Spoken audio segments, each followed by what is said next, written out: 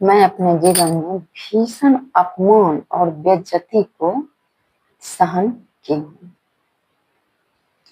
तो 1 साल के अंदर में मेरी सासू मर गई।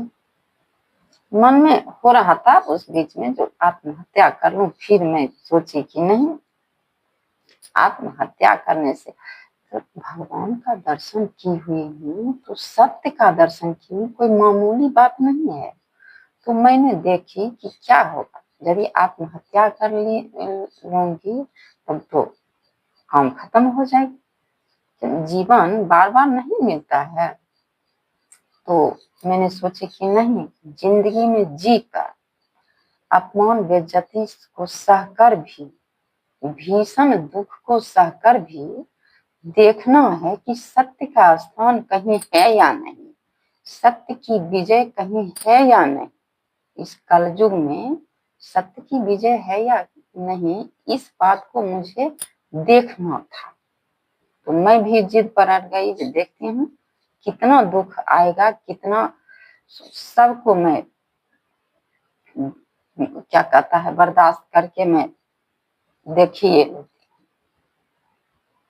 तो इस तरह से 1 साल होते होते मेरी सासू चली गई दुनिया से। उसके बाद उपद्रव जारी था, उपद्रव जारी था और भर रात में जगी रहती थी, डर से अपने घर में सोती थी। मेरी सासू तबीयत खराब था तो मैं कहाँ जा नहीं कहीं सकती थी, क्या किसी के आंगन भी नहीं। भर रात जाग कर रहती थी डर से। तो 1 साल में मेरी सासू चली गई, तो उसके बाद थोड़े दिन के बाद तो मेरे एक तो उस तब तक मेरा बेटा था, सो क्या कहता है जो 1.5 साल का हो गया था। उस समय उसको पोलियो मार दिया। पोलियो मार दिया, 3-4 दिन तक पैसा का अभाव था। फिर भी मैं मालिश तालिश कर रही थी, तो कुछ इधर उधर इलाज हुआ, लेकिन उसे नहीं। तो मैं चली गई, क्या कहता है, अपना मायके, कहे कि जब चलिए हमको मायके दे आइए, वहीं पर ठीक हो जाए। तो वहां पर गई तो मेरे भैया जो थे सो इलाज कराया मेरे बच्चे को। तो तब तक 3-4 दिन हो गया था पोलियो मारा हुआ। तो डॉक्टर कहा कि ठीक तो हो जाएगा, लेकिन झक रह जाएगा थोड़ा, क्योंकि थोड़ा टाइम हो गया, तुरंत जो आते हैं ना तो ठीक हो जाता। तो इस तरह से वहां पर गई तो लड़का का ठीक हो गया पैर। कुछ दिन तक इलाज चला और थोड़ा झक है। तो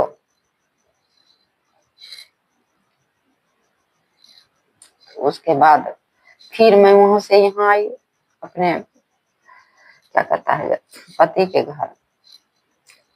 तो फिर कहे कि अब रहो, अब कोई डर नहीं है, अब इतना दिन हो गया, अब कोई नहीं आएगा। अब फिर मैं जाता हूँ काम पर, तो काम पर जाऊंगा तब ना पैसा होगा तो एक ईंटा का घर क्या कहता है बनाऊंगा। तो कहे ठीक है जाइए। तो क्या कहता है गए काम पर, फिर उसी रात्रि को वही बात, फिर उपद्रव चालू। तो मैं उस डर से क्या करती, मतलब मैं उस डर से मेरे बगल में जो मेरी फरीक थी, दादी थी, उन्हीं के अंगना में जाकर सो जाती थी, बच्चा को लेती थी और अपना ओछान बिछान ले। दिन में मतलब सवेरे 5 बजे तक खाना पीना सब कुछ खा पी कर और उन्हीं के यहाँ ओछान बिछान लेकर चली जाती थी, उन्हीं के द्वार पर सो जाती थी। वे लोग जहाँ सोते थे ना, उसी जगह हम भी बिछावन करके नीचे में क्या पता है कि बच्चे को लेकर सो जाती थी। तो करीब क्या कहता है 1-1.5 साल तक इस तरह के क्रम चलता रहा। और फिर जो है सो फिर मतलब अब फिर मन में हुआ कि जब उनके यहाँ न जाते थे तो कोई डरे नहीं था।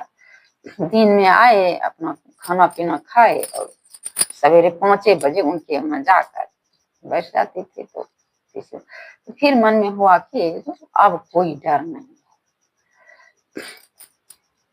क्या कहता है, अपना अब अपने ही घर में एक दिन सोकर क्या कहता है जो देख लेते हैं, अब नहीं होगा डर। इतना दिन हो गया, गुंडा कहीं चला गया होगा। तो अपने घर में सोए तो क्या किया, एक तो अथी बांस का कमाची, मतलब इतना डंडा बना लिया, इतना बड़ा, और मैं जहाँ सोई हुई थी ना, उसी के पछुआत से लेकर, मतलब लाठी को चाहा कि हमको, मतलब मुझे मार देने के लिए डंडा को ऐसे किया तो मेरे पैर में थोड़ा चोट लग गया। मैं उठी और चट डंडा को पकड़ी, बस, और हल्ला की, डंडा को पकड़ के हल्ला कर दी। फिर वह गुंडा था सो भाग गया, पकड़े नहीं किया। बड़े बुजुर्ग सब आए, सभी भाई गाँव के लोग डूब जाता था, आए तो मैंने कहे कि देखिए ये डंडा है, सो इसी से हमें पैर में थोड़ा मुझे चोट लग गया था, सो देखिए। तो आदमी कहे, सब बड़े बुजुर्गों ने कहे कि देखिए ये तो मेरे गांव में मतलब ये तो शर्मसार करने वाली बात है, जो कहाँ से बीच में, मेरा घर बीच में पड़ता था, चारों कात से लोग का घर था, रोड साइड है, उसी रोड साइड में मेरा झोपड़ी का घर था, फूस का घर, और सभी को फूसे का घर था, किसी किसी के ईटा को। तो आदमी जो है सो आश्चर्य करता था कि बीच में घर और ये गुंडा पकड़ाता नहीं, कहाँ से चलाता है इस तरह के घटिया मतलब काम करने के लिए। तो फिर मैंने पति को संवाद दी, जो आइए देखिए बहुत ये जुल्म हो रहा है। तो वे आए तो मैंने कही कि देखिए एक काम कीजिए, अब कितना दिन तक हम दूसरे के घर में रहेंगे, जा जाकर सोते रहेंगे। सो एक काम कीजिए, आप हमको दे आइए हमारे मायके को, मैं अपने मायके चली जाती हूँ, और वहां मैं तो, क्योंकि मेरे भरण पोषण के तो चिंता आपको नहीं रहेगी, मेरे मतलब रोटी कपड़ा जो होगा सो हम वहीं से करेंगे, और बच्चा को पालन पोषण सब कुछ वहीं से होगा। आप सिर्फ कमा कर कुछ पैसा जमा करके और छोटा सा भी ईंटा का घर बना दीजिए, उस पर एक एल्वेस्टर धर दीजिए, क्योंकि ऊपर फूस था तो छप्पर पर भी चढ़ जाता था, वो जो गुंडा था सो छप्पर भी चढ़कर भी बदमाशी करता था, तो इस तरह से। तो इसीलिए मैं कही, वो तो एल्वेस्टर रहेगा तो उतना आसान से कोई लाठी डंडा नहीं भोंकेगा, या उतना आसान से कोई फाड़ फूड़ नहीं देगा, चाट है तो नोच देता है, फाड़ देता है। तो इस प्रकार से एक छोटा ईंटा वाला घर मेरे लिए। तो वे गए, मैं चली गई अपने मायके, और वे चले गए अपने मतलब दिल्ली गए। तो वहां गए तो तो कुछ दिन रहे, उसके बाद उनका तबीयत खराब हो गया। तबीयत खराब हो गया तो उनको तबीयत बहुत जोर से देह फूल फल गया था, इस ढंग के तबीयत खराब हुआ। तो उस समय तो फोन था नहीं कि आदमी तुरंत फोन से कहता, कोई संवाद को भेज देता था, वो तो था नहीं। तो चिट्ठी थी, तो चिट्ठी में तो मैं सोची कि जो इतना कम दिन गए हुए हैं, 2-4 महीना तो गए हुए हैं, तो क्या चिट्ठी चौपाते। तो उसको, तो उनके साथी जो थे न, उनके मतलब जाने पहचाने आदमी, अपने आदमी वहां पर थे जहाँ ये काम करते थे। तो वे सब उठा कर इन्हें अपने इनके चाचा चाची के पास क्या कहता है जो रखा है। तो इनके चाचा चाची मुजफ्फरपुर में, मतलब मेरे चाचा थे सो मंदिर में पुजारी का काम करते हैं अभी भी। तो वहीं पर वो अपने पर उनको भी एक बेटी थी और छोटी सी बेटी उनको थी। बहुत दिन के बाद हुआ बच्चा उनको हुआ था।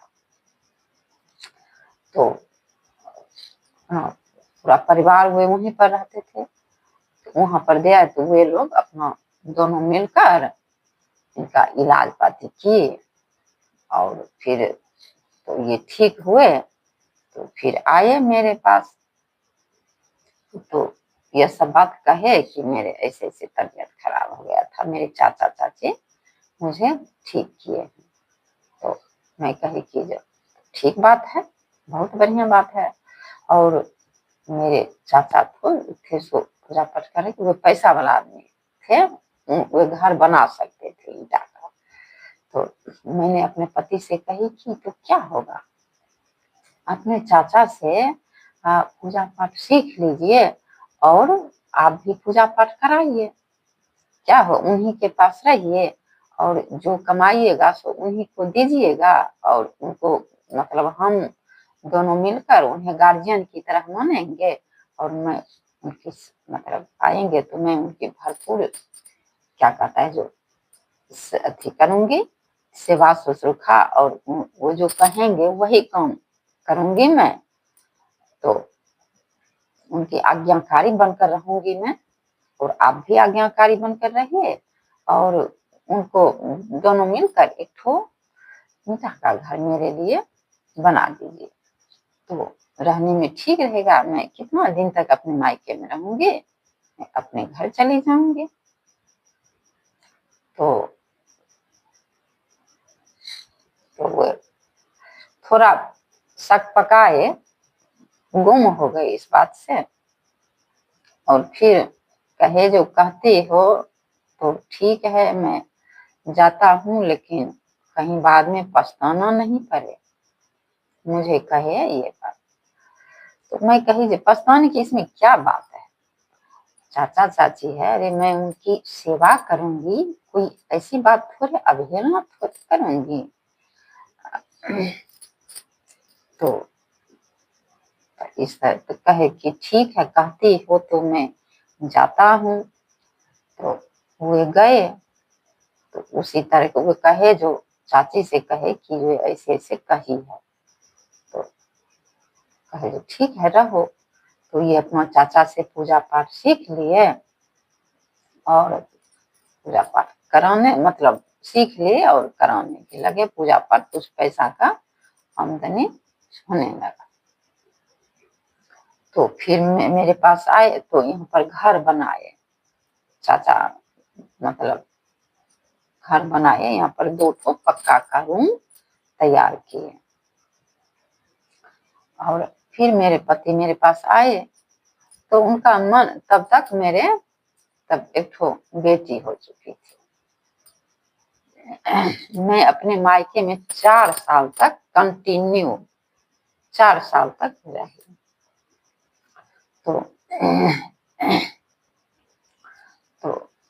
क्या कहता है जो मेरे पति आए, मेरी बेटी 3-4 साल की हो गई तो वे आए, बीच में आते जाते थे कभी कभी, लेकिन मन बदला हुआ था। तो आने में थोड़ा देर हुई तो शंका हुई कि क्यों नहीं आते हैं। अब फिर आए जब मेरे मायके में तो उनका मन कुछ बदला बदला सा लग रहा था। तो मैं सोची कि इनका मन ऐसे क्यों कर रहे हैं, ये नफरत जैसे इनके मन में लग रहे हैं। तो फिर गए तो फिर वे नहीं आते थे। तो 4 साल बीत गया, 5वां साल चढ़ गया मेरे मायके में रहते रहते। मैं मन में सोची कि नहीं, मुझे जाना चाहिए। घर बन ही गया तो मैं सोची कि मैं सेवा सत्कार करूंगी तो कौन ऐसा आदमी होगा कि सेवा को ठुकराएगा। तो मैं उस प्रकार के उनको मन भर दूंगी अपने क्या कहता है जो सेवा से, वचन से, जो वे प्रसन्न हो ही जाएंगे मुझ पर। तो मैं किसी तरह मेरे भैया समझे कि तुम नहीं आते हैं, क्या बात है। तो इस तरह से बहुत परेशानी से, बहुत झंझट और परेशानी से फिर मैं अपने घर आई। तो 2 ठो पक्का का रूम था।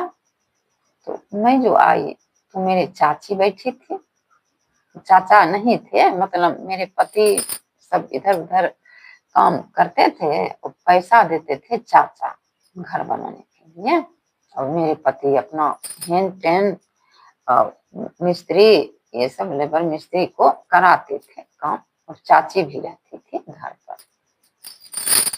तो मैं जब घर आई तो चाची को देखी कि उनको प्रणाम करने के लिए गई तो पैर छिप कर भाग गई, और थोड़ा उनको मूड में गरम देखी। सोची कि ऐसे क्यों कर रही हैं। मैं अलगे से ही हाथ जोड़ी, कहीं की चाची, और वे चाची या मौसी दोनों की रिश्ता में थी। मेरी सासू की बहन भी थी और मेरी सासू की मतलब गोतनी भी थी। तो चाची मौसी दोनों की रिश्ता में थी। तो मौसी कहती थी, मौसी क्यों ऐसे कर रही हैं। सो मैंने आपको क्या बिगाड़ दिया है, कुछ बिगाड़ा तो नहीं। तो और मूड गर्म हुआ उनका, और थोड़ा झनकट क्या कहता है, झनपटक करती थी। और फिर सांझ का समय था, तो फिर मेरे पति को कहे कि देखो मैं इससे नहीं मानेंगी, हमको मेरे घर में रहने के लिए जो रहेगी तो मैं सीधा से नहीं रहने दूंगी, तुम पहले मारपीट करो। कहता मतलब जब चीख चिकार रोएगी तब मैं खुश होंगी, उससे पहले मैं अन्न जल ग्रहण नहीं करूंगी। मेरे सामने में ही कह रहे थे, उनको कोई डर थोड़े था। मुझे आश्चर्य लगा कि इसी को, अब मेरे लिए एक इतना बड़ा सोटली, मतलब बांस का सोटली बनाकर पहले से छज्जी पर रखी हुई थी। तो सोटली उठाए मेरे पति और मेरे बच्चे। तब तक मुझे 4 साल की एक बेटी थी, और मेरे बेटा था सो 7 साल का हो गया था। तो बेटी को तो उतना नहीं समझ, क्योंकि उनके पास भी तो एक तो बेटी थी, तो बेटी पर उनको उतना नहीं, लेकिन बेटा से बहुत चीट होता था। मेरे बच्चा को और बेटा को और मुझे सोटली से मारना चालू कर दिया। फिर चीख चिक्कार उठी घर में, चोट लगेगा तो रोएंगे ना। तो हम लोग सब मिलकर, मेरी बेटी भी, तीनों मैं भी मिलकर खूब जोर से रोने लगी। तो तब जो है सो जब रोना चालू किया तो मारना बंद किया।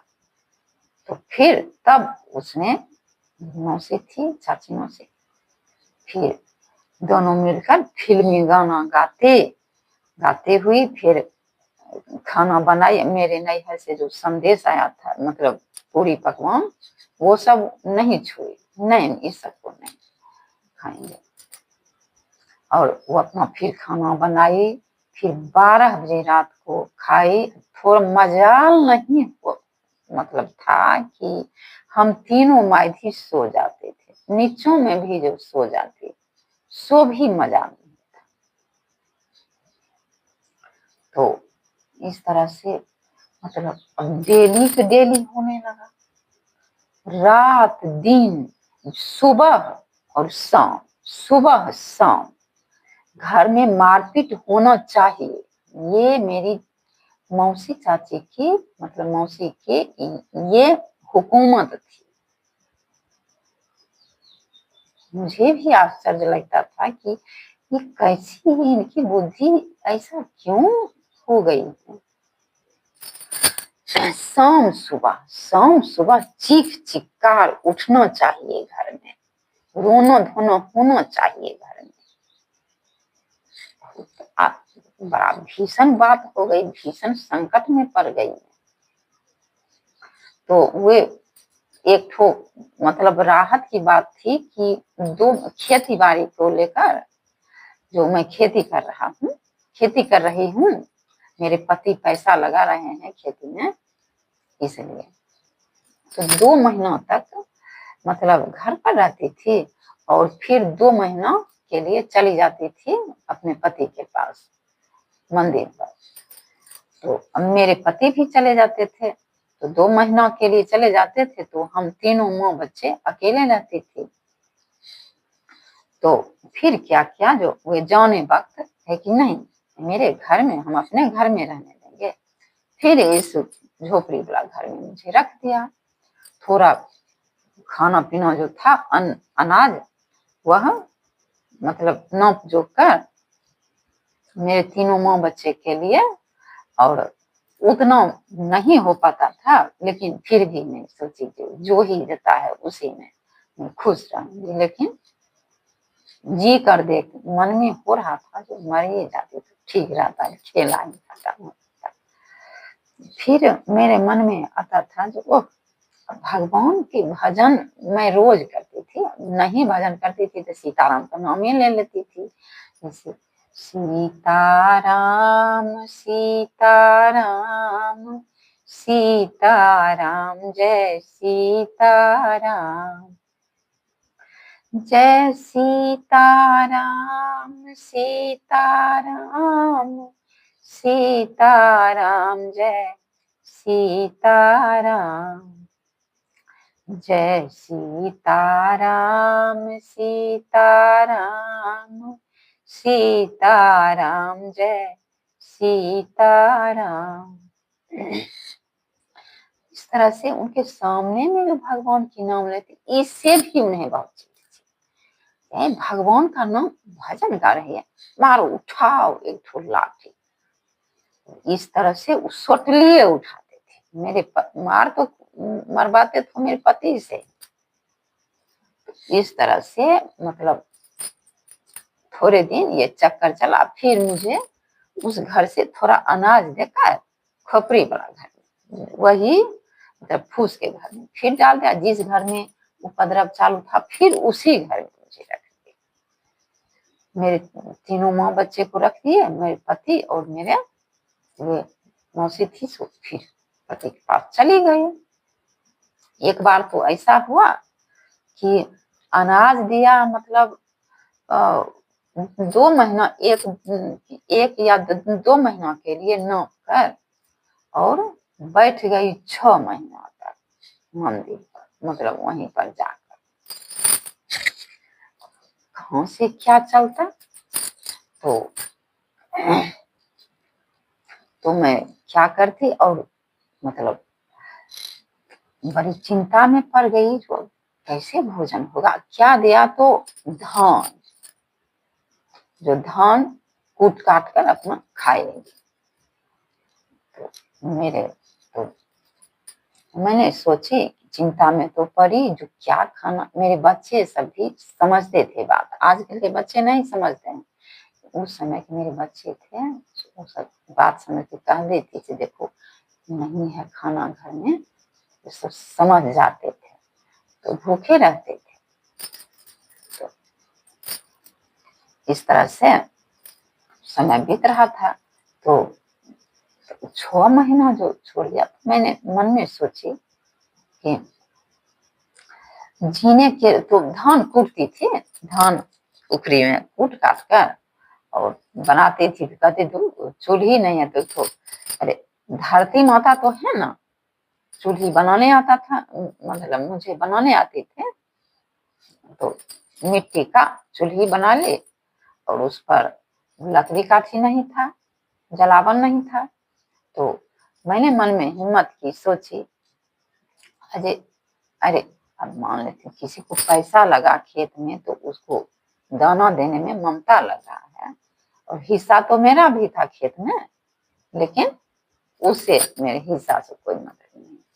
तो मैंने में हिम्मत की, जो इसमें क्या, प्रकृति माता को तो कोई नहीं रोक सकता है, गाछ वृक्ष पत्ता तो देते ही हैं, लकड़ी देते हैं, पत्ते गिरते हैं, तो गरीब आदमी जो है, जिसको नहीं कुछ है, वो भी यदि दुनिया में जीना चाहे तो जी सकता है। प्रकृति के प्रांगण में, प्रकृति के आंचल में छुपकर, प्रकृति के गोद में बैठकर आदमी जी सकता है। मैंने हिम्मत की और तो कहीं चलो, तो धान उठ कर मतलब चलता था तो खत्म हो गया और थोड़ा बचा, तो मैं सोची अब क्या करूं, इतना ही है, ये सब खत्म हो जाएगा, तब कहीं नहीं आएंगे तब क्या करेंगे। तो एक तो बात मन में सोची, साग जो है ना, सागे तोड़ तोड़ कर सब गोटा इतना सा दाना चावल और अधिक को साग तोड़ कर, क्यों, प्रकृति को कौन रोक सकता है, इसमें तो अनेक चीज उपजते हैं, मतलब नहीं कुछ तो मंगनी चंगनी में साग तो कम से कम है। तो उस समय क्या होता हुआ, अब तो नहीं वो साग को देखती हूँ, उसको सोआ का साग जन्मता था, उसमें पानी भी नहीं पड़े, कितना भी रौदा हो, फिर भी वह साग जो है सो बहुत, उसको तोड़ लेती थी, फिर वह खूब बड़ा बड़ा होता था। तो अब तो वह मतलब सुआ का जाति है, वह खत्म हो गया, अब कहीं नहीं देखती हूँ। उस समय खूब सुआ का साग हुआ करता था, तो वही सुआ का साग था, बथुआ का साग, और जो साग मिलता था सबको बनाकर, लकड़ी काठी बीच चुनकर, अथी मतलब माटी का चूल्हा बना लिया था, लकड़ी काठी बीच चुनकर उस पर साग बना लेते थे, थोड़ा सा चावल, और बच्चे लोग को पहले पेट भर देते थे, तुम लोग पहले खा लो, विशेष साग खाओ और थोड़ा अन्न खाओ, क्योंकि अन्न कहाँ से आएगा, पैसा नहीं है जो खरीद लेंगे, और देकर नहीं गया है तो कैसे रहोगे, तो यही काम करो। और रोज दिन करती थी कि वही दादी के घर में जाकर, दिन भर में अपना खाना पीना बनाकर और दादी के घर में जाकर फिर सो जाती थी। इस तरह से सब 6 महीना बीत गया। तो 6 महीना बीत गया, फिर वे लोग आए, तो देखी तो ये तो जिंदा ही है, तो उनको फिर वही बात, रात दिन मारपीट। तो एक दिन मेरे पति कहने के लिए गए मुझसे कि दोनों फुसुर फुसुर फुसुर बतिया लिए, और शाम का समय था, मैं अपने घर में मतलब फूस के घर में खाना बनाती थी, तो वो आए और ये दोनों सोते थे पक्का वाला घर में, मुझे फिर फूस के घर में ही सोना पड़ता था। वो चीज मैं भी बर्दाश्त कर रही थी, मैं देख रही थी, तो देखिए लेती क्या होता है, सत्य की इस कलयुग में विजय है या नहीं, कहीं सत्य का स्थान है या नहीं, क्योंकि सत्य की दर्शन मैंने की है, कोई ये कोई स्वप्न नहीं, कोई झूठ बात नहीं, तो मैं कैसे मुझे परखना, मैं भी जिद पर अड़ गई, लाख दुख सहकर मैं देखिए लेती हूँ दुनिया में क्या होता है। तो एक दिन शाम का समय था, मेरे पति गए और दोनों कुछ बातचीत करके और मेरे पति को भेजे, जाओ ये सब बात कहो। तो मेरे पति आए फूस के घर में, कहे कि देखो, बड़ी क्रूर स्वभाव जैसी लगे, मुझे डर लग रहा था उनसे, तो कहे कि देखो, तुमको जिससे प्रेम होगा उसके साथ तुम क्या कहता है जो चली जाओ मेरे घर से, जिसके साथ प्रेम होगा चली जाओ, और हमको जिससे प्रेम होगा हम उसके साथ चले जाएंगे।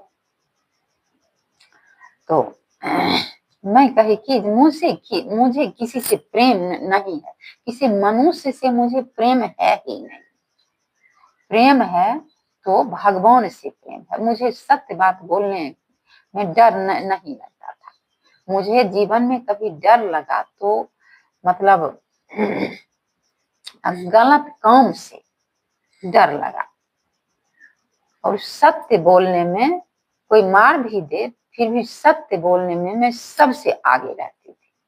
तो मैंने मन में कही कि सोची कि सत्य बोलने में डरूं, मैं कही नहीं, मुझे मुझे किसी मनुष्य से प्रेम नहीं है। प्रेम है तो मुझे भगवान से प्रेम है। उन राम कृष्ण, जो भगवान राम हैं, भगवान कृष्ण हैं, भगवान विष्णु हैं, मुझे उनसे प्रेम है। यदि आपको हिम्मत है, पावर है, तो मुझे भगवान को बुलाइए और मैं उनके साथ चली जाऊंगी। ऐसे मैं नहीं जाऊंगी। तो फिर मौसी थी, उठाओ रे, इस तरह की हिम्मत, मतलब बोलने की हिम्मत इसमें है। उठाओ डंडा। फिर वह सोचली उठाया, फिर सबको पटाहीन कर दिया मार कर। तो ये नहीं, वे लोग अपना खाते पीते थे, हम 3 माँ बच्चे थे, अपना जो होता था वही खाकर अलग खाना बनाना, सेवा उनको करना पड़ता था। उनकी थारी बर्तन धोना, ऐंठ कांट धोना, उनके घर द्वार में झाड़ू लगाना, उनकी सेवा। जब उनको बोनस हो जाता था, सब कुछ संपन्न हो जाता था, तब हम अपने घर में 3-4 बजे चूल्हे जलाते थे। तब तक मेरे बच्चे भूखे रहते थे, सुबह से लेकर शाम तक। फिर 4-5 बजे में अपने घर में था, सब दिन एक संग।